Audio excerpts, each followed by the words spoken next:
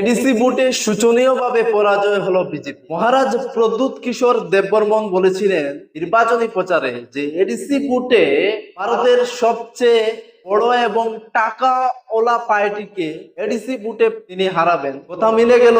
এবং যে বিষয়টা হচ্ছে, প্রতিটি জনসভায় মহারাজ প্রদ্যুৎ কিশোর বলেছিলেন যে মাননীয় মুখ্যমন্ত্রী ডক্টর প্রফেসর মিস্টার মানিক সাহার পার্টি পাওয়ার বনাম তীব্রামতা তথা ত্রিপুরাসাদের জাতি পাওয়ার। এই ফলাফলে দেখা গেল কি, ত্রিপুরাসাদের জাতি পাওয়ার জিতে গেল। তবে অবশ্যই বলা চলে ত্রিপুরামাতাতে বাঙালি অংশের ব্যাপক মানুষ ত্রিপুরামাতাতে ভোট করেছেন এবং কিছু কিছু আসনে থেকে এই ফলাফলগুলো উঠে আসছে। এবার বিজেপির এই শোচনীয় পরাজয়টা কেন হলো, এটা হয়তো গভীরভাবে বিশ্লেষণ করবেন বিজেপি দলের নেতারা, কিন্তু এটা স্পষ্ট যে ত্রিপুরাসা এখন হুমান হরফের ইস্যু, ডাইরেক্ট ফান্ডিং এর ইস্যু, এই বিষয়গুলি কিন্তু ত্রিপুরাসাদের মনে দাগ কেটেছে, জনজাতিদের মনে দাগ কেটেছে, যার ফলেই কিন্তু এই রেজাল্টটা হয়েছে। আমি যতটুকু ত্রিপুরা রাজ্যের নির্বাচনী কাভারে ঘুরেছি, আমি বিজেপির জনসভা দেখেছি এবং ত্রিপুরা তথা সুপ্রিমোর মহারাজ প্রদ্যুৎ কিশোরের সভাগুলো দেখেছি এবং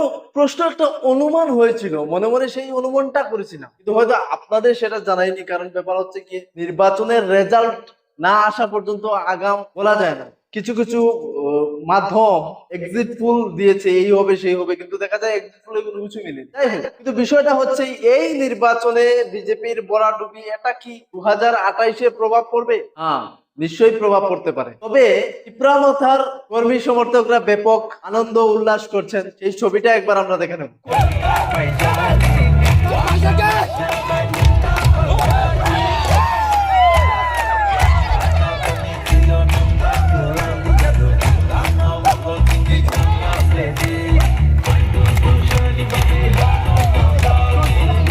করমচড়া আসন থেকে যিনি ত্রিপুরামাতার প্রার্থী জয়ী হয়েছে, তিনি কার্যত বলছেন যে গত 10 বছর থেকে ভিলেজ কাউন্সিলের নির্বাচন হচ্ছে না, বিভিন্ন দাবি দাওয়া ছিল ত্রিপুরাসাদের, সেগুলি পূরণ হয়নি বলেই এই ফল। কি বলছেন ত্রিপুরামাতার এই প্রার্থী, শুনুন আপনারা। এই জর্জরিত তাদের আওয়াজে হচ্ছে আজকে এই নির্বাচনের ফল। এই নির্বাচনে আমাদের ভূভাগরা যে আওয়াজ তুলেছেন, আমাদের যে পার্টির যে ফাউন্ডার মহারাজ শ্রী শ্রী প্রদ্যুৎ কিশোর দেববর্মা যে আওয়াজ তুলেছেন, সে আওয়াজকে যুক্ত করে সাধারণ মানুষরা একতা ঐক্যবদ্ধভাবে আজকে বিপুল পরিমাণে ত্রিপুরামাতাকে পুনরায় ক্ষমতায় প্রতিষ্ঠিত করছে। এটাই প্রমাণ যে বঞ্চনা, ভাষা নিয়ে সিনিমিনি খেলা, রুমার স্ক্রিপ্ট নিয়ে সিনিমিনি খেলা থেকে শুরু করে সমস্ত রকম এডিসি ভিলেজ কমিটি নির্বাচন করা হলো না 10টি বছর, ভিলেজ কমিটি নির্বাচন করা হলো না 10টি বছর, সমস্ত বঞ্চনার বিরুদ্ধে মানুষ ক্ষুব্ধ বিক্ষুব্ধ আজকে এই নির্বাচনের ফলাফলে তাই প্রমাণ করে যে বিপুলভাবে ত্রিপুরামাতাকে জয়যুক্ত করেছে। এবার যে বিষয়টা হচ্ছে, একই আসনের করমচড়ার বিজেপির একজন হেভিওয়েট প্রার্থী এমডিসি বিমল কান্তি চাকমা, যিনি পরাজয় বরণ করেছেন, তিনি বলছেন যে ত্রিপুরাসাদের উন্নয়নের চেষ্টা করেছে বিজেপি, কিন্তু প্রশ্নের উত্তরটা এড়িয়ে গেছেন। কেন জনজাতিরা বিজেপি থেকে মুখ ফিরিয়ে নিল? শুনুন আপনারা বিমল বাবুর বক্তব্য। তবে বলেছি, হয়তো আমরা ব্যর্থ, আমরা যে কাজগুলো করেছি সেই কাজগুলো আমরা তুলে ধরতে সমাজ আপনি শুনুন, আমি বললাম তো সমাজ ব্যবস্থা, এটা কিন্তু বিরাট ব্যাপার।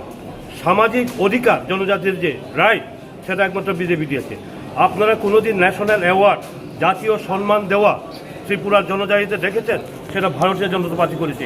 রাজনীতিগতভাবে রাজনীতি অধিকার আজকে কত বড়, আপনি জিষ্ণু দেববর্মন ওনার অবস্থা দেখেছেন। স্যার, এত আপনি ঠিক আছে এই বলছেন, কিন্তু এত কিছুর পরেও কেন জনজাতিরা বিজেপি থেকে মুখ সরিয়ে নিল? এই জন্য অবশ্যই পর্যালোচনা দরকার। আমি শুধু এখানে প্রার্থী না, বিজেপির একজন সিনিয়র কার্যকর্তা হিসেবে এবং প্রদেশের সহসভাপতি এবং জনজাতি